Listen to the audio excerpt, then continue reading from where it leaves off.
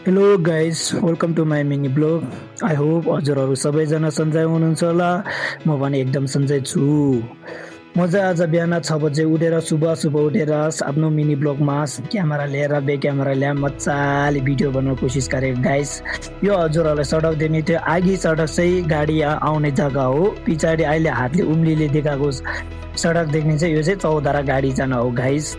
अब यो जग्गा चाहिँ कहाँ हो भने भेप्सरा हो। भेप्सरादेखि चौधारा जानलाई चाहिँ गाइस ज्यादा लाग्दैन, हजुरहरूलाई 2 घन्टा लाग्छ। त्यहीको पैसा कति रहेछ भने भाडा कति रहेछ भने एउटा मान्छेको अहिले पेट्रोलले गरेर पैसा बढेछ। पहिला पेट्रोल थिएन टाइममा चाहिँ पैसा नबढेको थियो।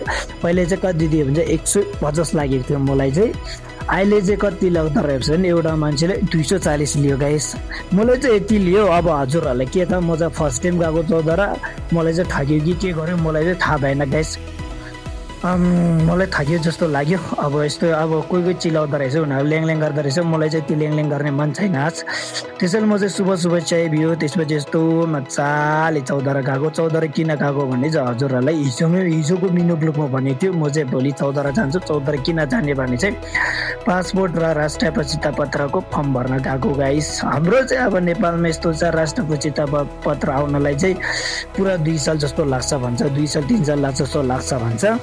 तर इन्डियातिर चाहिँ यस्तो छैन रहेछ। राष्ट्रिय पचिता पत्र भने चाहिँ के भने पेन कार्ड भन्छ होइन। इन्डियातिर चाहिँ पेन कार्ड आउनलाई 6-7 महिना लाग्छ। तर हाम्रो नेपालमा चाहिँ खोइ के पारा हो, हाम्रो नेपालमा चाहिँ राष्ट्रिय पचिता पत्र आउनाले पुरा 2 दिन लाग्दो रहेछ भन्छ।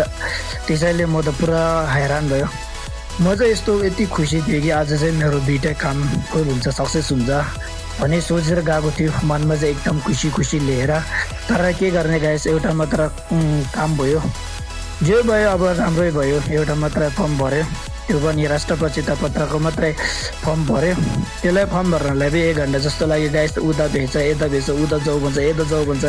म त फर्स्ट टाइम हो, त्यसपछि नेपाली आउँदैन राम्रोसँग। त्यसैले के गरौँ उता जान्छ नम्बर भुल्छ, माथि जान्छ नम्बर भुल्छ। मेरो त के गरौँ गाइस, म त एकदम पागल जस्तो भयो। त्यसपछि म चाहिँ यस्तो चौधारामा मिनी भिडियो बनाउँदै गएको थियो। कोही मान्छे थियो मेरो भिडियो बनाउँदा, त्यसमा मलाई देख्दै हाँस्दो रहेछ, यो के काम गर्दैछ बिना फाल्तुमा यस्तो भिडियो बनाउँदै हिँड्दो रहेछ भन्दो रहेछ। कोहीले चाहिँ राम्रो हो भन्दो रहेछ, कोही चाहिँ मेरो भ्युवर पनि थियो।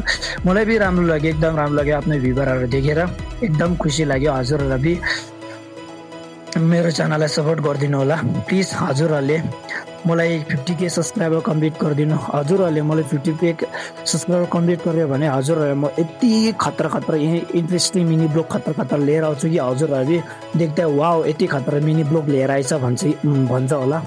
किनकि अहिले मेरो यो फोन एन्ड्रोइड हो। एन्ड्रोइड फोनले यति अब भिडियो एडिट गर्न राम्रो हुँदैन रहेछ, अब यति भिडियो बनाउन यति क्याप्सन आउँदैन रहेछ। त्यसैले पुरा मलाई गाह्रो हुँदो रहेछ। हजुरहरूले मेरो अब 50K सब्सक्राइबर कम्प्लिट गर्यो भने चाहिँ म एउटा आइफोन किन्छु। आइफोन किनेर हजुरहरूलाई एकदम इन्ट्रेस्टिङ मिनी ब्लग लिएर आउँछु। प्लिज हजुरहरूले मलाई 50K सब्सक्राइबर कम्प्लिट गरिदिनु होला।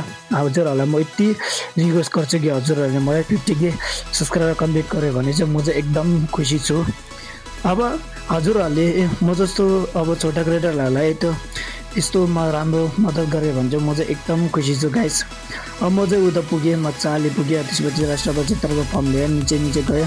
अब फर्स्ट एउटाको फर्म भर्यो, एकदम खुसी छु। सबैको फर्म भर्न पाउँछ होला सोचेको थिएँ त, तर राष्ट्रिय पचिताको फर्म मात्र भर्न पायो, पासपोर्टको भएन। अर्को हप्ता आउनु रे गाइस। त्यसैले म चाहिँ अर्को हप्ता गएको जान्छु। जब उनीहरूको मेसेज आउँछ तब आउँछु। आजको मिनी ब्लग चाहिँ यतिको गाइस। हजुरहरूलाई कति राम्रो लाग्यो मेरो मिनी ब्लगलाई लाइक शेयर कमेन्ट गर्नु होला गाइस। Thank you.